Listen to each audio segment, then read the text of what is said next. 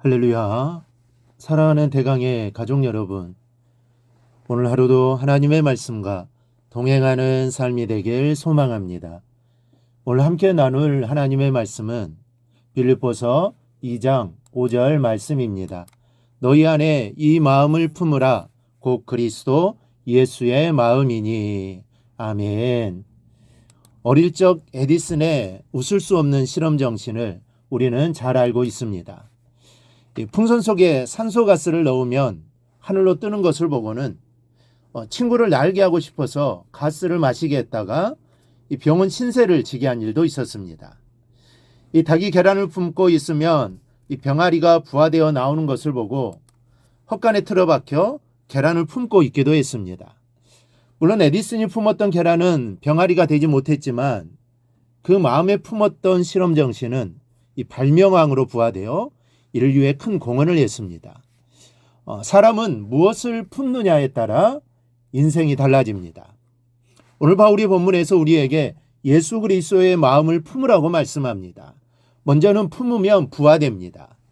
이 남극에 사는 황제 펭귄은 부성애가 볼만합니다. 이 겨울이 되어 바다가 얼고 나면 대륙의 오지로 들어가서 한 개의 알을 낳습니다. 암컷은 알을 낳아놓고 얼지 않은 바다를 향해 멀리 떠납니다. 그러면 수컷은 암컷이 낳아준 알을 자기의 발 위에 올려놓고 이 백가죽을 늘어뜨려 품기 시작하는데 8주 동안을 꼼짝하지 않고 품습니다. 잠시 동안도 내려놓을 수 없는 것이 영하 40도까지 내려가는 맹추위 때문에 알이 얼어 죽기 때문입니다. 이 장성처럼 8주 동안 알을 품고 서 있다가 그제야 돌아온 암컷과 임무교대를 합니다. 이 대단한 부성애입니다.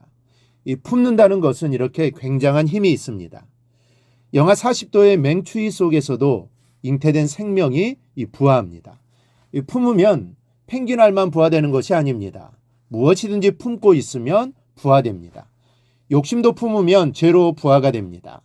욕심이 잉태한 즉 죄를 낳고 죄가 장성한 즉 사망을 낳느니라.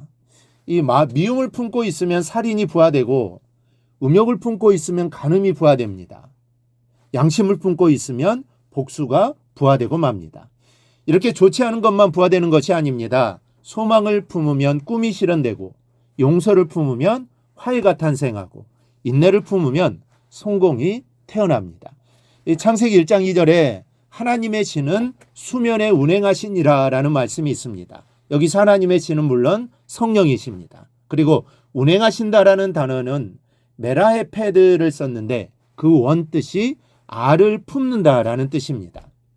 하나님의 신이 수면에 운행하셨다라는 말씀은 이런 의미입니다.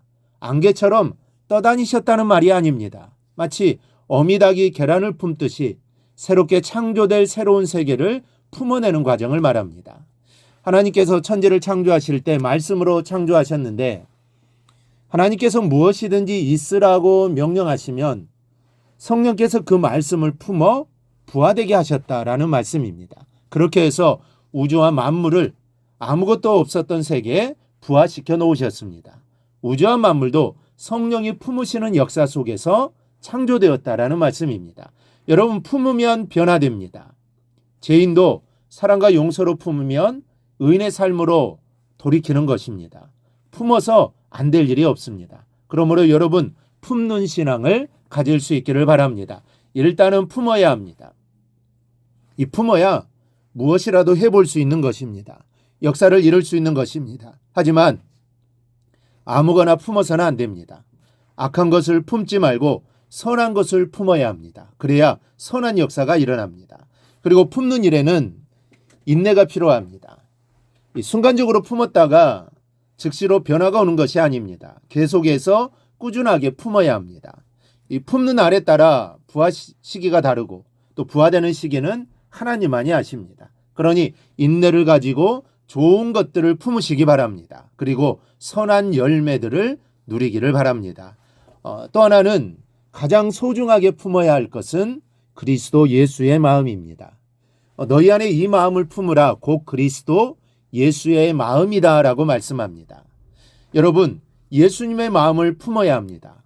이 다른 것들을 마음에 품으면 품는 것이 변화되지만 예수님의 마음을 품으면 내 마음이 변화됩니다. 내가 예수님처럼 되어갑니다. 물론 예수님과 꼭 같아질 수는 없습니다. 그러나 예수님의 모습을 닮아가기 시작합니다. 이것이 내게는 가장 유익한 것입니다. 한번 수첩을 가지고 다니면서 하루 동안에 내가 무슨 생각을 하고 사는가 하는 것을 잠깐씩 메모해 보십시오. 그러면 놀랍게도 하루 종일 내 생각만 품고 산다는 사실을 알게 될 것입니다. 어떻게 그렇게 이기적인지 모릅니다. 우리의 마음에는 오직 나밖에 없습니다. 1%만 주님과 같은 생각을 품고 산다면 대단한 신앙인입니다. 내 생각을 품고 사는 것은 내게 아무런 유익이 되지 않습니다. 그런 것들은 한갓 바램이요 꿈에 불과합니다. 내 마음을 품었던 자리에 이제는 그리스도의 마음을 품으십시오. 티셔츠 앞자락에 예수님의 영문자 로고를 써붙이고 다닌다고 예수님의 마음을 품고 사는 것이 아닙니다. 예수님의 교훈과 또 가르치심과 그 삶의 한 조각이라도 마음에 담고 하루의 순간순간마다 떠올리며 사는 것, 그것이 그리스도의 마음을 품는 것입니다. 이렇게 예수님의 마음을 품고 살 때 참으로 많은 것이 달라진다는 사실을 기억하십시오. 그리고 기대하십시오. 나도 모르게 내 말이 또 내 행동 양식이 성품이 달라지는 것을 느끼게 될 것입니다. 우리 모두 그리스도 예수의 마음을 품고 살아가기를 바랍니다. 그리하여 주님의 모습을 조금씩 닮아가는 삶을 살아가기를 주님의 이름으로 축원합니다. 오늘 묵상한 말씀을 굳게 잡고 삶으로 실천하며 살아내는 대강의 모든 성도들이 되기를 축복합니다.